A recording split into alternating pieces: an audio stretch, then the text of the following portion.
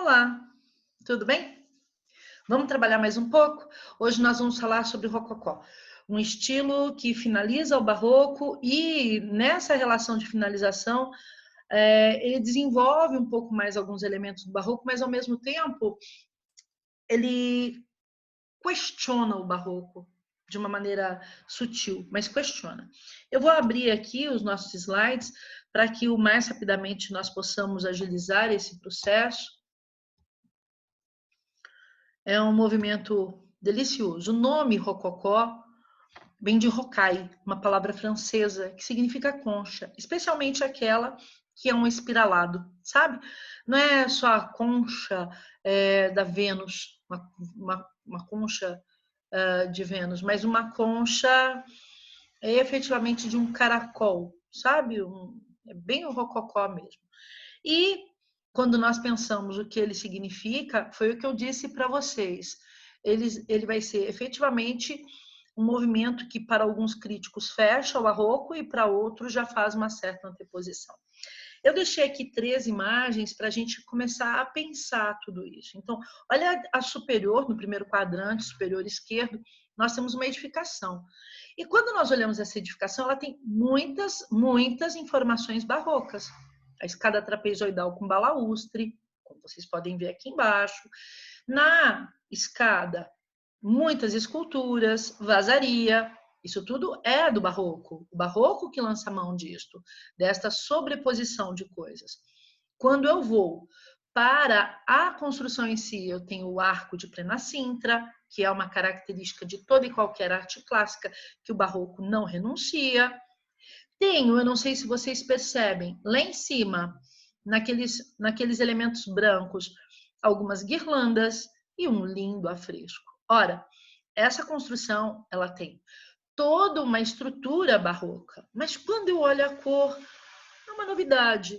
O barroco faria tudo isso muito sombrio, ou pelo menos num mármore mais fechado. E aqui foi feito de tal maneira que tudo foi colorido em tons de areia e branco. Vocês percebem? O próprio afresco, nesse contexto, parece mais luminoso, mais clarificado. Isso não quer dizer que no barroco nós não usássemos céus alilasados ou o céu, ali como vocês estão vendo, azul celeste. Mas, com esse anteparo, com esse preparo nos níveis inferiores, tudo aquilo fica muito mais luminoso. Também esse movimento ele vai ser dado a uma arte decorativa para as movelarias, como se antes não fosse. Mas é que agora as pessoas vão dar muita bola, sobretudo a burguesia que está em ascensão, em comprar algo para ornamentar as casas, sabe? Normalmente o barroco está vinculado com a corte de Maria Antonieta e, ao mesmo tempo, está vinculado com a ascensão de uma burguesia que quer consumir. Então, o gosto mais severo, mais sisudo da monarquia vai perdendo espaço e vão surgindo esses tons mais clarificados, mais luminosos, que uns acham, inclusive, mais feios, mas isso é uma questão de gosto. Em termos de história, o que eu quero que vocês lembrem? Gente, é Estado absolutista. Estado absolutista, poderes absolutos centralizados numa pessoa, né? Saber que quem se opunha a todo esse regime era guilhotinado, saber efetivamente que nós temos aí 3 estados e quem vai ser aquele que vai patrocinar o artista. Primeiro e segundo estado? Não, não são só esses 2. Não é só o clero e todos os títulos de nobreza. Mas no terceiro estado vocês vão encontrar ali a burguesia. Essa me interessa, porque em consumindo arte vai dar abertura para os artistas produzirem cenas cotidianas, algo que vai além daquela ideia do mito, né, que o barroco tem, ou da religião. Então nós vamos ter aqui umas cenas mais descontraídas, normalmente com um gosto assim bucólico já. Vocês vão perceber que o rococó vai destilar no lugar do neoclássico, porque o neoclássico ele é muito sisudo e político, aquele gosto pela vida campestre, o fugere urban, que a gente estuda no arcadismo, sabe? Sabe, Inutilha Trunca, aquela ideia do Carpe Diem, você vai perceber muito isso aqui. Há um toque, assim, um viés de sedução bastante importante. E é claro, você pensar que o desenvolvimento do capitalismo é progressivo com essa burguesia, e aí, enfim, pensar na Revolução Francesa, que nos interessa tanto, porque, de alguma maneira, o rococó também vai estar presente no gosto da vida burguesa. É muito, muito comum. É o gosto cotidiano. Não vou falar para vocês que são as grandes obras que fazem a transição, porque as grandes obras que fazem a transição são neoclássicas. Sandro, eu não entendi. Vai acontecer um monte de coisa a um só tempo? Vai. Vai. A um só tempo você vai ter o rococó e o neoclassicismo puro. E olha como a corte vivia. Entende? Então depende do nicho social, se são mais intelectuais, eles são mais austeros. Se eles são burgueses ascendentes, eles são mais dados à frivolidade. Frivolidade é a futilidade, ao frufru, ao lacinho, à florzinha, tudo que lhes desse a sensação de se aproximar da nobreza. Uhum. Que o bom burguês queria ser nobre, comprava até título. Aqui no Brasil eles não compraram tanto. Era possível, era só ter grana. E aqui vocês estão vendo essa ideia do claro, vocês percebem? Essa ideia do claro como uma grande novidade. Muito provavelmente numa festa fora, esse é do filme, estou recomendando, filme da Maria Antonieta. Ele é sensacional. Eu já devo ter assistido umas 4 vezes, vale a pena. Vale a pena. Você vai entrar assim numa sociedade que vale a pena conhecer. Aqui é a Madame Pompadour. Olha a roupa dela, gente, que luxo. Então a gente vai perceber que nós vamos ter, além dos aristocratas, essa classe burguesa que negocia e que vão ser exatamente os clientes preferidos dos artistas. Sabe por quê? Porque eles, de alguma maneira, se encantavam com tudo que um artista fazia. Se o artista tivesse um talento técnico e soubesse pintar muito bem, uma execução técnica perfeita, o resto era enfeite. Então o artista se divertia, sabe? Ao contrário de algumas mesuras que o barroco exigia. Aqui você vai ter muito mais assim o gosto pelo excesso, mais clarificado, não tem que ficar se preocupando tanto com luz e sombra. Vocês podem perceber as figuras, né? Voltam a ser ali meio que bonecas. Vocês percebem? É muito interessante, mas volta a ser boneca. Eu gosto dos cachorrinhos, a rosa. Quer ver? Eu vou aproximar esses pezinhos para vocês. Olha que coisa delicada, são muitos detalhes, né? Quem é que teria um sapatinho daquele, essa saia? Só a Madame Pompadour, só ela. É muito suntuoso, né? Sabe o que é isso? Tafetá de seda pura, azul. Sim, ele fica assim, num tom acinzentado. É muito lindo a roupa de tafetá de seda pura. Eu conheço esse tecido, ele é muito bonito. E aí eu vou mostrar uma coisa para vocês. Eu vou mostrar a diferença do barroco para o rococó, porque muita gente chega numa hora dessa e vai falar, qual é a diferença? Primeiro, o barroco começou na Itália. Rococó, não. Rococó é uma coisa francesa. Depois, lá no barroco, eu vou ter assim uma composição diagonal, eu vou ter muita espiral, vou ter a técnica do chiaro escuro. Vocês estão vendo o quanto tem escuridão? A luz no barroco é a protagonista que tira a qualquer preço, né? O tema da tela. Aqui não. Olha só como é muito mais luminoso, como você tem uma ambiência muito mais trabalhada. Vocês percebem? É uma outra coisa, é um frescor na arte. Então nós temos cores muito suaves e dá muita sensação de prazer. Enquanto o barroco vai dar a sensação do quê? De drama, né? Essa ideia da dualidade, você vai ter que agir bem, senão você não vai se aproximar de Deus. Aqui não, olha, vamos viver a vida. Olha, gente, é rococó, está acontecendo simultaneamente ao neoclássico e me faz pensar muito em alguns poemas, inclusive neoclássicos, desculpa, inclusive neoclássico, em que o eu lírico convida a sua amada para desfrutar a vida. Agora, vamos a isso. Pode haver alguma prova de vestibular que eles acreditem que o rococó é uma fase do barroco? Pode. E quando essa fase teria a ocorrência? Entre 1710 e 1780. É esse o momento. Se bater o olho, a partir de 1710, já fique esperto, pode não ser barroco. Olha aqui, vocês estão vendo toda a expansão do branco e como vem o enfeite mais leve? Quais são os tons, quais são as cores e os tons? Então, é azul, é rosa e é verde. Todos eles em tom pastel. É a grande preferência.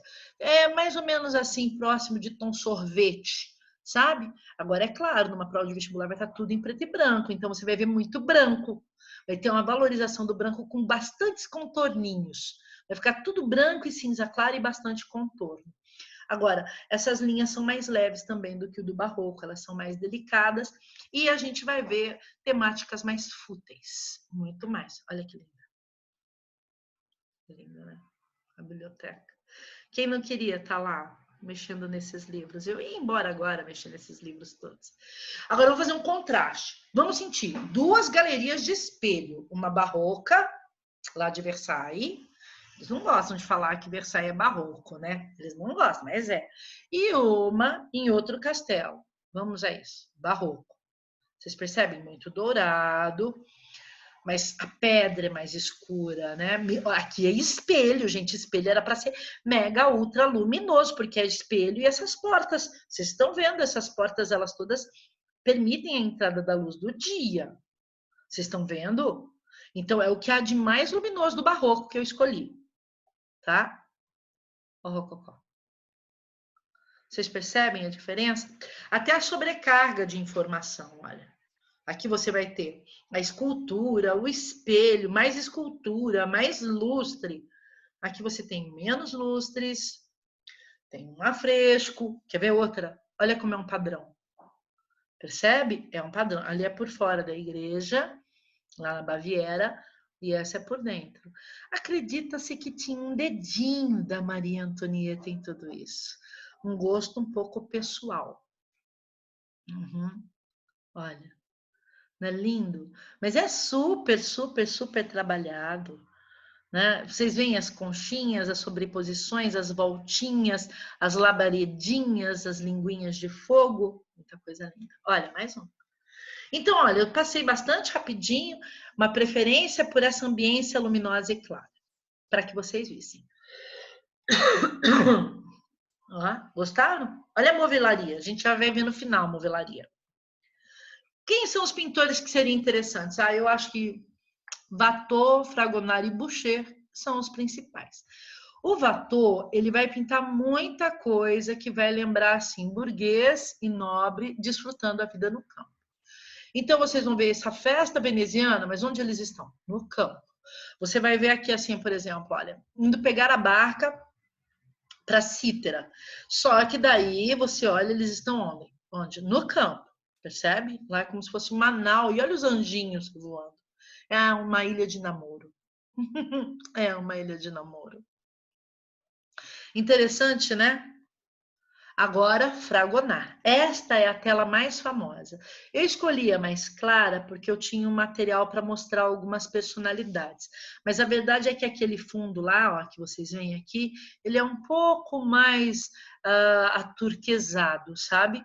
Nessa época está chegando muitos azuis de vários lugares. Então, eles usam azul da Prússia. Nessa altura está chegando um que é o Cerulean.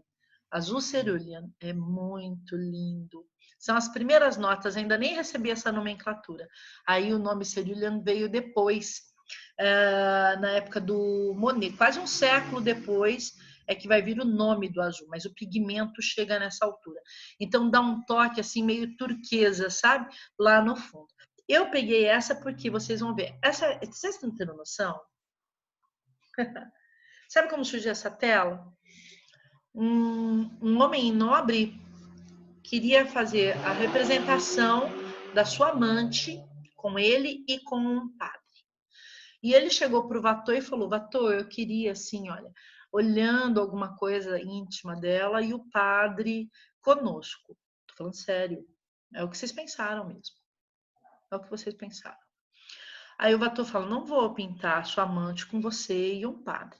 Mas o Fragonard é possível que faça alguma coisa do gênero. E aí o Fragonard, que adorava pintar as lolis, isso é chamado de, por alguns, a partir do Fragonard em diante, de porno soft. Porque eles adoravam ficar vendo essas coisas que insinuavam a sexualidade, a sensualidade. E olha só que lindo, o que está acontecendo? Ela está balançando, olha o balancinho, tudo uma almofada de veludo. Esse daqui seria o padre, mas, enfim, seria o marido dela, né? O mancebo, o jovem mancebo que a acompanha. E aqui é aquele que está olhando para as pernocas dela. E aí até um porquinho aqui está olhando para as pernocas, o anjinho está olhando para as pernocas, o outro anjinho lá em cima está esperando as pernocas também, ó. Não tem uma personagem que não está olhando as pernocas dela. E ela joga o sapatinho. O sapatinho, na Europa, no inconsciente coletivo, é a entrega sexual. Tanto é que a Cinderela perde o sapatinho.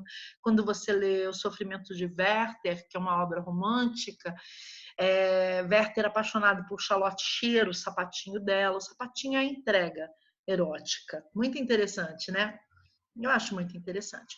Agora, vocês vão ver, Boucher é um pouco mais picante. É mais picante, gente. Olha só, a Diana é a deusa caçadora, a caça dela tá ali morta, é uma metáfora, né, dessa mulher que extasia quem está... no mito, Diana é virgem, mas ela era muito cobiçada, exatamente por esse estigma, esse fetiche, né? Não é estigma, esse fetiche da virgindade. Ela era muito cobiçada e ela está com uma amiga e olhando as caças dela, que, né, são todos esses que declinam, afoitos. Eu olho bem essa composição corpórea e eu vejo que não há assim, um conhecimento total da anatomia clássica. Vocês percebem? Não posso falar que é uma deformidade como maneirismo, mas não é a mesma conformação de quem estuda anatomia. Umas formas, às vezes, meio mal colocadas, dobradas. Aqui o modalisca. Começam muito a viajar para o Oriente para buscar riquezas, né? São tendências imperialistas. E aí o Boucher, no Edmonds, vai pintar a odalisca castanha. Bruni é morena, então a odalisca morena. Então ela está aí bastante erotizada, vocês percebem? Vocês vão ver que mais ou menos pouca coisa depois, uns 30 anos depois, Dominique Ingres vai pintar uma odalisca e ele não vai ter coragem de colocar assim, isso é chamado de bumbum travesso. Ele não vai colocar o bumbum travesso para cima, ele vai colocá-la mais de lado para fazer algo um pouco menos oferecido. Percebem? É muito assim. Essa está no MASP. Essa daqui está no Louvre. Essa aqui está no MASP, e por estar no MASP, é muito provável que possa aparecer em alguma avaliação, porque são as filhas de Luís XV, então ela é uma das filhas, e imagina que está no Brasil. Por que colocou ali um pavão? A associação à era, né? Sim, até alguma coisinha da mitologia pode aparecer. Mas não é só isso. Nessa vida campestre é um gosto de ter aves exóticas, vocês percebem? O tecido começa a ficar bem mais claro, mais leve, não é tão drapeado quanto o barroco. Ainda tem drapeamento, mas tem muito tecido fluido, caudal. Percebem? É muito interessante de se ver. E o mobiliário e as peças decorativas são muitas esculturazinhas, é muito prato decorado, porque a gente vai ter, eu não sei se vocês já falaram em Sèvres, é um lugar onde vai produzir porcelana em larga escala. Então, é um estilo de porcelana e, gente, francês, alemão, até italiano, que era um pouco mais distante, vai lá para poder fazer suas peças. É uma coisa assim, todo mundo queria vender, queria comprar isso. Eu não sei se eu gosto muito, mas... Outra coisa eram pinturas inspiradas no Oriente. Isso é chamado chinoiserie ou chinesice. Chinoiserie no francês. No Brasil, chinesice. E vocês sabem que essa coisa chegou em Sabará? Uhum. Porque tinha muita gente indo para a China sempre fazer atos de mercancia. Sim, aqui vocês têm um piano, muito interessante. Agora, um tecido brocado. Vai ter muito gobelém nessa época e muito tecido brocado, adamascado, como eles falam. É esse tecido, quando vocês lerem um romance e falar que tinha um tecido brocado ou adamascado. É muito bonito e muito caro. Queria que vocês olhassem os pés. Quem lançou o primeiro pé com voltinha foi Luís XIV, que gostava de salto e gostava de volteios. Mas depois vocês vão ver que os outros também vão usar. Bonito, né? Esse sofá, muito bonito. Aqui é bonito assim, né? Eu não sei se eu teria na minha casa, mas você vê que é uma coisa trabalhada, não é? É. Aqui vocês estão vendo um bufezinho. Aqui é bastante excesso, né? Bastante excesso. E é bastante excesso. E algumas chinoiserie com aquelas porcelanas todas. Aqui é uma sopeira, pessoal. Eu ia ter um pouco de medo. Eu vejo um pouco assim de nessa faiança um gosto questionável, eu acho. Mas eles amavam, porque é tão exótico, tão diferente. Imagina uma sopeira de pezinho, gente. Aqui vocês não sabem para que essa coisa é tão chique. Para segurar a lenha que vai na lareira. Não é muito chique esse par de andiron?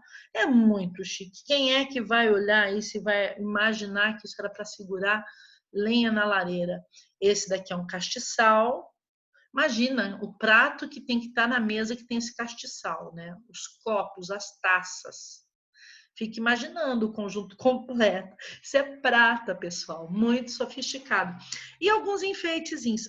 Sabe, existe um estilo, um jeito de ser que a gente chama de kitsch, que é meio brega. Isso é meio kitsch, mas eu gosto, não é muito bonitinho? Eu gosto de algumas coisas meio kitsch. Eu gosto pelo que é. Não é rococó, mas que beira assim o breguinha beira. Não é? Se for muito bem feito tecnicamente é bonito. Agora, se for mal feito, não. Aquelas porcelanas mais baratas que a gente encontra de algumas porcelanas de quintal aí não. Mas aqui, gente, olha o refinamento para fazer cada florzinha, né? É muito bonito. É, lição de música. Vem, Marília, né? Não parece uma coisa meio arcade mesmo? O pastor, as ovelhinhas, e vai dar uma aula de música para a amada. Sei. E para fechar, esses vasos super poderosos, muito poderosos. Minha mãe tem 2 vasos rococó lá na sala dela. É meio brega. Não, é tão lindo. Foi uma brincadeira para fechar. Olha, na realidade eu não sei se é bonito ou se é feio. Alguns gostam. Eu acho que eu vou trazer os vasos da casa da minha mãe aqui para casa. São muito bem feitos. Não são esses daqui? Não, da minha mãe não é nem tão ostentatório assim, né? Porque imagina, de Chelsea tá no Metropolitan. Bem interessante. Gente, um beijo, um queijo. Esse foi o passeio pelo Rococó. Eu espero que vocês tenham gostado. É muito divertido. A hipótese de cair no vestibular só se for para falar o como havia o abuso do dinheiro do povo. Com o quê? Com algo que é extremamente fútil, frívolo. Isso pode acontecer.